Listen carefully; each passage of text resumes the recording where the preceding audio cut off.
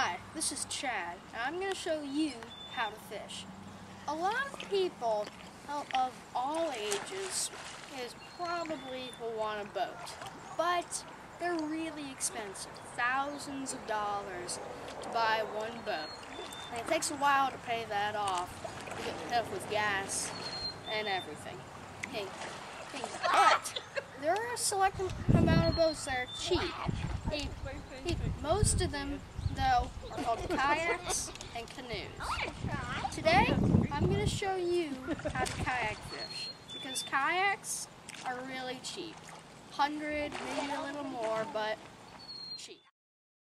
Kayak fishing is an easy thing to do, and it is very enjoyable.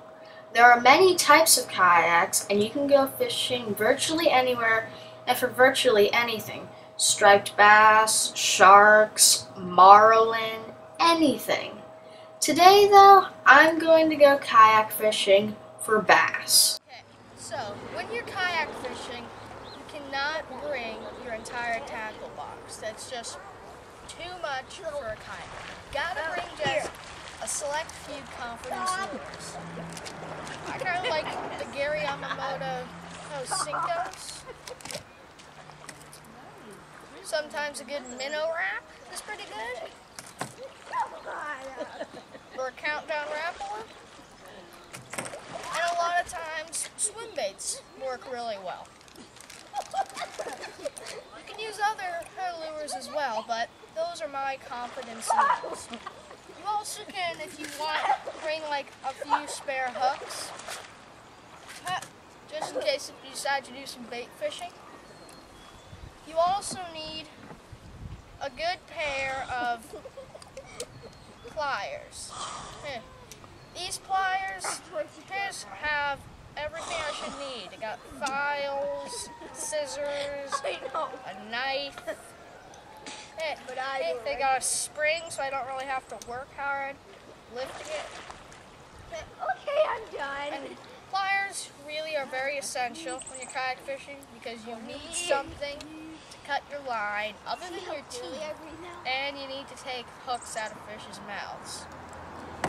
Also, because you can't bring a net on a kayak, I like to bring this. It's called a boca grip. And what you do is when you're bringing the fish in, put your rod back, open the boca grip, and you'll just slide in the fish's bottom jaw and close it. And just lift them up.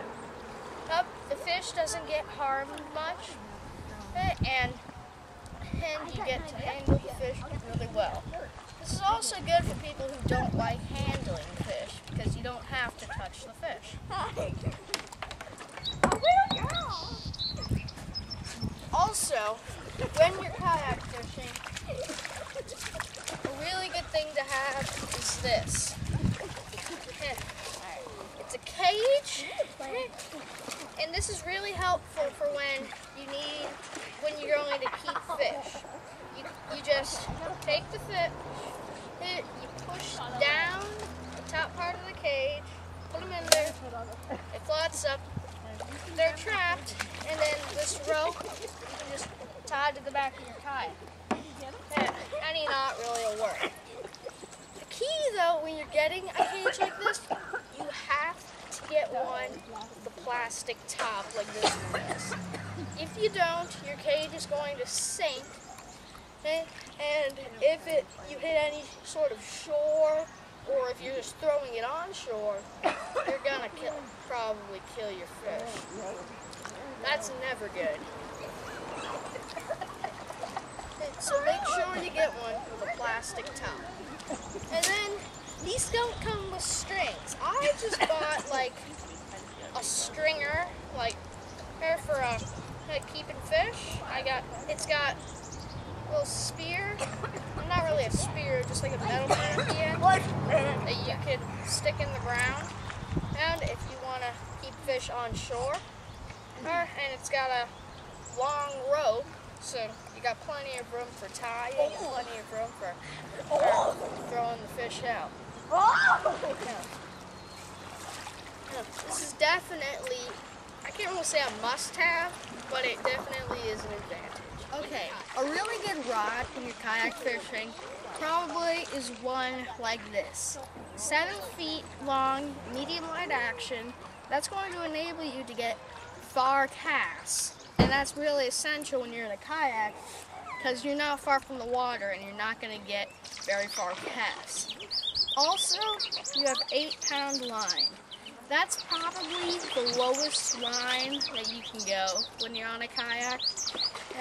But the reason you do that is because when you hook into a fish, the drag's not going to come out. It's just going to tow the kayak. Okay, so you got to use light line to increase your chances of catching fish because fish like bass and trout are really good eyesight. Hey, so the thinner your line, and the better chance you have of catching fish. On a kayak, you have an advantage on that. You have to remember though, whatever you bring on a kayak, if it falls off, it probably is going to sink and you are not going to get it back. So don't bring anything on a kayak that you're not worth risking to lose. Also, don't bring a phone. I don't care if it's waterproof. If it sinks, you're not going to get it back. And if it's not waterproof, just a couple splashes from your oars, it's done. Never bring a phone. Okay, I'm getting ready to head out. I just put on some sunscreen, which is really important when you're going on a kayak because a lot of sun out there. No shade whatsoever. You're gonna get burnt if you don't put on sunscreen. Also got my hat for the extra protection on my face and ears. And even the back of my neck. And I put on my life jacket. Now, I know a lot of people don't like wearing life jackets. It does not matter how good a swimmer you are. Kayaks sometimes can be a little tippy. And if you fall in that water, it's going to be cold, and you're not going to like it. Sinking, not an option. Don't take any risks. Wear your life jackets. Alright, gonna head out. Now, I'm not gonna bring the camera on because like I said, don't bring anything that you're not willing to risk. I'm not willing to risk my camera, so I can't show you actually fishing, but I will show you the fish that I catch when I get back. Alright, see you later.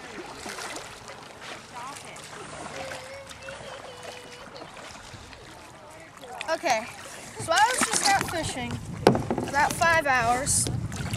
4 hours, didn't catch anything, couldn't find a good spot. That's normal for the first time in a new pond. Last half hour, I had 5 bites, landed 4 fish, 3 of them keeper size, and I caught this.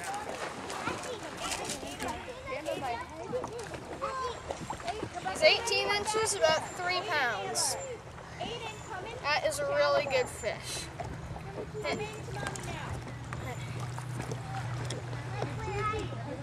Well, that's how you kayak fish. Have fun with that.